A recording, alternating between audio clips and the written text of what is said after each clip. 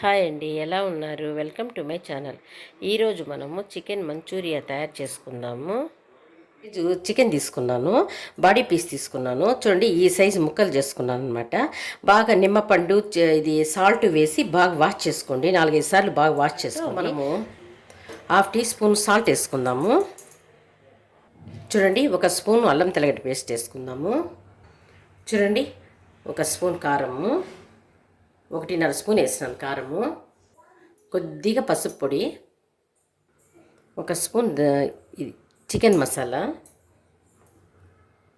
ఒక spoon garam masala. Chicken masala లేదనుకోండి, గరం మసాలానే వేసుకోండి. చూడండి, హాఫ్ నిమ్మపండు పిండుదాము. ముక్క బాగా స్టిఫ్గా బాగుంటుంది. చూడండి, కార్న్ ఫ్లోరు 3 స్పూన్స్ వేసుకుందాము.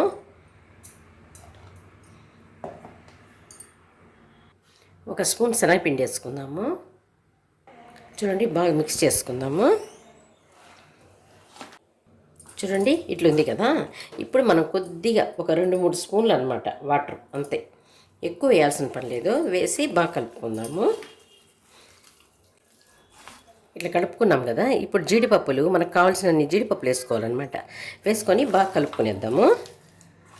నేను ఫుడ్ కలర్ అంతా ఏం వాడడం లేదు, ఎందుకు, మంచిది కాదు కదా. ఇంట్లో చేసుకునేటప్పుడు ఫుడ్ కలర్ అవసరం లేదు. ఈ ఫ్రిడ్జ్లో పెట్టేద్దాం. మనము ఒక 1 అవర్ పెట్టినా కూడా పర్వాలేదు, మనకు టైం ఉంటే. లేదంటే హాఫ్ అన్ అవర్ అన్నా పెట్టేయాలా. 1 అవర్ పెట్టేస్తాను నేను. చూడండి, ఫ్రిడ్జ్లో నుంచి తీసుకొచ్చినాను. 1 అవర్ అయింది. చూడండి, బాగా స్టిఫ్గా అయిపోయింది కదా. దీంట్లో మనం ఏం చేయాలంటే 1 ఎగ్గుని తీసుకొని బీట్ చేద్దాము.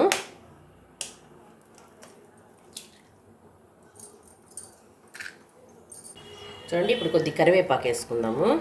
దాంట్లోనే 2 పచ్చిమిరపకాయలని కట్ చేసుకున్నాను, దాన్ని వేసుకుందాము. చూడండి, మిరియాల పొడి కొద్దిగా వేసుకుందాము, ఒక 1/4 స్పూన్. చూడండి, ఇప్పుడు 1 స్పూన్ ఆయిల్ వేద్దాము. చూడండి, బాగా మిక్స్ చేసుకోండి. బాగా కలుపుకునేస్తాం కదా. ఒక 5 మినిట్స్ పక్కన పెట్టేద్దాము. అంత లోపల నూనె కాగిపోతుంది. పకోడా చేసుకుందాం. చూడండి, స్టవ్ మీద ఆయిల్ పెట్టినాను, శనగ నూనె పోసినాను. శనగ నూనె పోస్తే టేస్ట్ బాగుంటుంది. కాగనేయండి.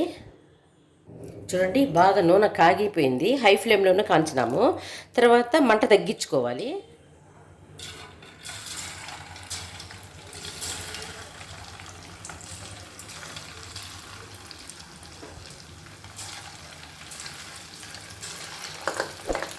ఎగ్ వేసిన దానివల్ల బాగా మెత్తగా బాగా వస్తాయి అన్నమాట. ఒకసారి ఎగ్ వేసుకొని చేసుకోవాలి, ఒకసారి ఎగ్గు లేకుండా చేసుకోవాలి, బాగుంటుంది.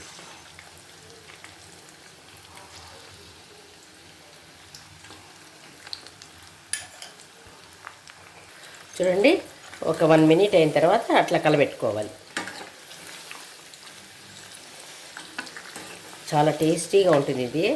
ఈ ఎగ్ వేసిన దానివల్ల టేస్ట్ పెరుగుతుంది, కానీ చాలా బాగుంటుంది. మనం ఫుడ్ కలర్లు అవన్నీ వేయకూడదు అసలు. ఇంట్లో చేసుకున్నప్పుడు ఫుడ్ కలర్లు అవాయిడ్ చేయాలి. బయట అంటే ఇంకా కంపల్సరీ తెచ్చుకుంటాం, తింటాము, అప్పుడు ఇంకా తప్పదు కదా. ఇంట్లో చేసుకొని తింటేనే బాగుంటుంది అసలు. చూడండి, ఇట్లా అప్పుడప్పుడు కలబెడతానే ఉండాలి. ఒక చోట మాడిపోయి అట్లా ఉంటుంది కదా. ఫ్లేమ్ తగ్గించుకొని మనం కాల్చుకుంటున్నాం కాబట్టి అప్పుడప్పుడు అట్లా కలబెట్టుకుంటూ ఉండాలి. జీడిపప్పు ఉంటే వేసుకోండి, లేకపోతే పర్వాలేదు. కానీ జీడిపప్పు వేస్తే టేస్ట్ ఇంకా బాగుంటుంది. అప్పుడప్పుడు జీడిపప్పు ఫ్లేవర్ తగులుతా తింటూ ఉంటే బాగుంటుంది.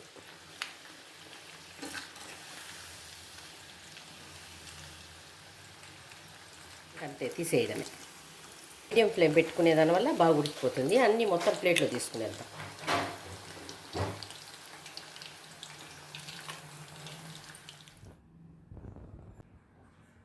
చూడండి, ప్యాన్ పెట్టినాను స్టవ్ పైన. దాంట్లో 1 గరిటె ఆయిల్ వేసుకుందాము. చూడండి, ఆయిల్లో కొద్దిగా అల్లము చిన్న చిన్న ముక్కలుగా చేసుకొని దీంట్లో వేసుకుందాము. చూడండి, తెల్లగడ్డల్ని చిన్న చిన్న ముక్కలుగా దొరుకుని దీన్ని వేసుకునేద్దాము.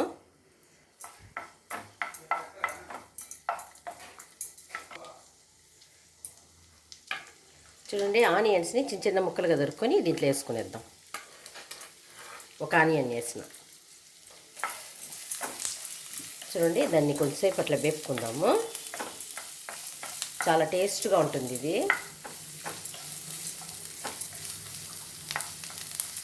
చూడండి, ఆనియన్స్ని ఇట్లా పెద్ద ఈ ముక్కలుగా ఇట్లా విడివిడిగా తీసుకొని దీన్ని వేసుకుందాము.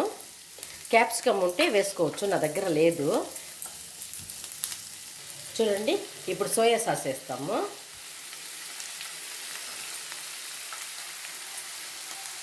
చూడండి, ఒక స్పూను టమాటా సాస్ వేసుకుందాము.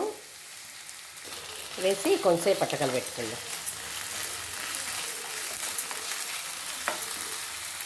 చూడండి, హాఫ్ స్పూన్ చిల్లీ ఫ్లేక్స్ వేసి, చూడండి 1/4 స్పూను సాల్ట్ వేసుకుందాము.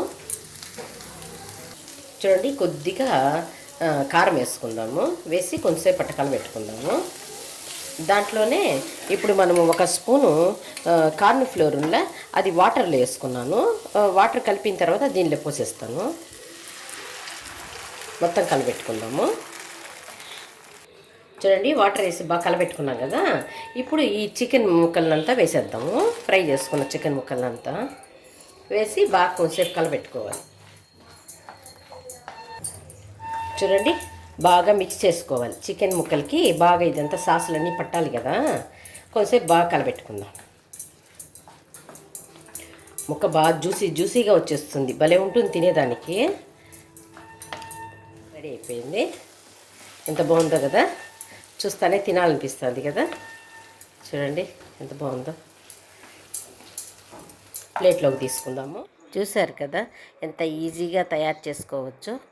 ఈ రెసిపీ నచ్చినట్లయితే లైక్ చేయండి, షేర్ చేయండి, సబ్స్క్రైబ్ చేసుకోండి.